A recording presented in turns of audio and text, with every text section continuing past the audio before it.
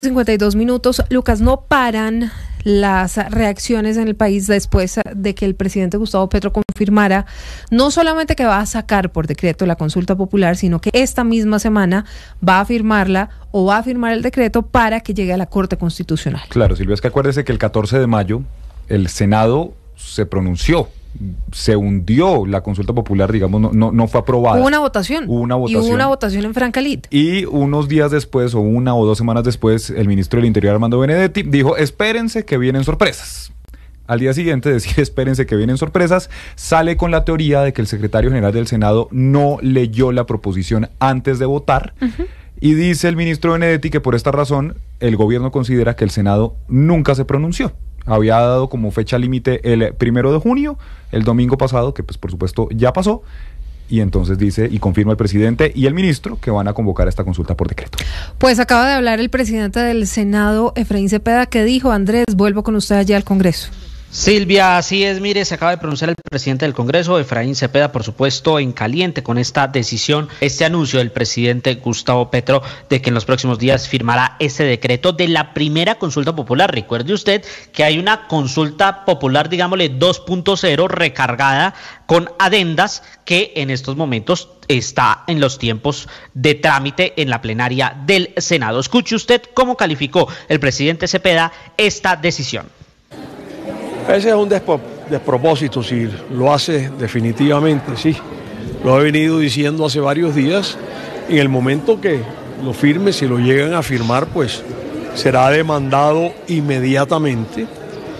Y estamos dirigiendo también una comunicación al señor registrador del Estado Civil con la certificación del secretario del Senado de la República en el sentido de que se votó y no se aprobó en el Senado.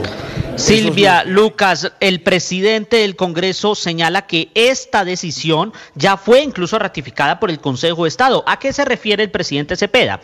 En el auto en el que aceptan una de las tantas demandas que se presentaron contra la votación del pasado 14 de mayo, en sus considerando la sección quinta, la Sala de lo Contencioso Administrativo, el magistrado Pedro Vanegas Gil argumentó que para aceptar abocar conocimiento de la demanda, se interpretaba que el hecho jurídico, que era la votación del 14 de marzo, ya había terminado. Es decir, se interpreta como negada la consulta, por lo que para el presidente Cepeda no se entiende de dónde el gobierno sigue argumentando que no hubo decisión y que los lleva a tomar esta decisión que según él sería ilegal y violatoria de todos los principios democráticos y constitucionales. 8:55, ya se empiezan a conocer otras reacciones políticas, Valentina, a esta noticia. Reacciones políticas y sobre todo jurídicas. Se vuelve esta guerra de si yo decreto, yo demando, y así se convierte entonces esta pelea a través de redes sociales. Lo hace primero el exfiscal general Francisco Barbosa, asegurando que es una completa violación a la Constitución de 1991 y que esto demostraría que el presidente Petro, por un lado, está abusando de su poder y desconociendo las funciones de la rama judicial y la autonomía que tiene el legislativo, y por eso, a propósito de lo que explicaba Andrés Carmona, el registrador debe negarse a realizar esa consulta porque no está respaldada por un concepto oficial del Senado. También Fernando Carrillo, quien recordemos fue procurador, asegura que esto es un decretazo que sería un golpe al legislativo, al judicial y también a la Constitución del 91 porque está burlando la separación de poderes. A este debate también se suma el alcalde de Medellín, Federico Gutiérrez, asegurando que esto sería una manera de describir una dictadura naciente a la hora de no respetar la separación de poderes y que no se puede seguir amenazando a la Constitución. También Jorge Enrique Robledo dice que es un error del presidente desconocer los derechos del poder legislativo y de la rama judicial, y todo esto pasa mientras el presidente Gustavo Petro insiste en su plan y habla desde la Casa de Nariño, está en su Consejo de Ministros y defiende entonces junto con su ministro Armando Benedetti que sí o sí en los próximos días va a salir firmado ese decreto para impulsar la consulta popular. También hay a esta hora reacción, Lucas, de Sergio Fajardo. que fue exgobernador de Antioquia, ha sido candidato a la presidencia y otra vez se va a lanzar de cara a las elecciones de 2026. Las elecciones del próximo año, Silvia, dice Sergio Fajardo que después de varios días en agenda privada, el presidente reapareció diciendo que estaba escondido porque lo quieren matar. Además explicó que para protegerse utilizó los métodos que usaba en su vida anterior como guerrillero. Como si fuera poco, hoy pasó al ataque y le declaró la guerra al Congreso de la República al anunciar que va a convocar la consulta por decreto, una jugada que atenta contra las instituciones, ignora los límites democráticos y apuesta otra vez por el odio y la confrontación. Está jugando con candela y no tiene problema en llevarse por delante a Colombia. Pues vamos a hacer una recapitulación de lo que dijo el presidente Gustavo Petro en esa alocución presidencial, anunciando que la Corte Constitucional esta misma semana va a tener el decreto que avala la consulta popular.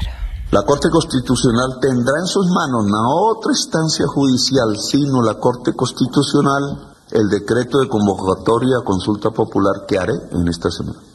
Sé que me va a caer todo y sé que voy a acelerar las amenazas que hay sobre mí, pero es que el pueblo debe expresarse porque es el dueño del poder político en Colombia. No hay ningún otro dueño. Y lo que hizo el senador Cepeda fue una vagabundería con el pueblo. Y su votación es ilegítima. 8 de la noche, 58 minutos. Insiste el presidente Gustavo Petro en que la votación es ilegítima.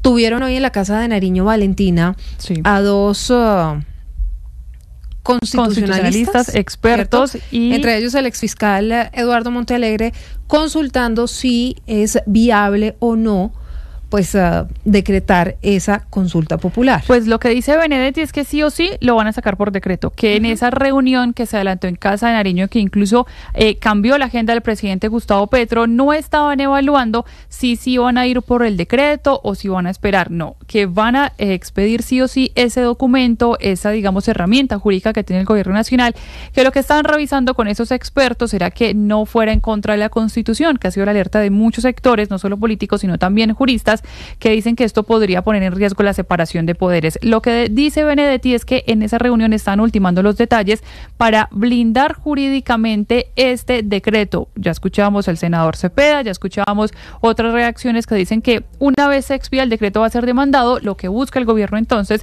es evitar que haya cualquier espacio a que se caiga antes de que sea revisado oficialmente por las altas cortes, porque insiste en tener esa consulta con las 12 preguntas para modificar el sistema laboral. ¿Sabe quién trinó, Silvia? ¿Quién trinó? Mauricio Liscano.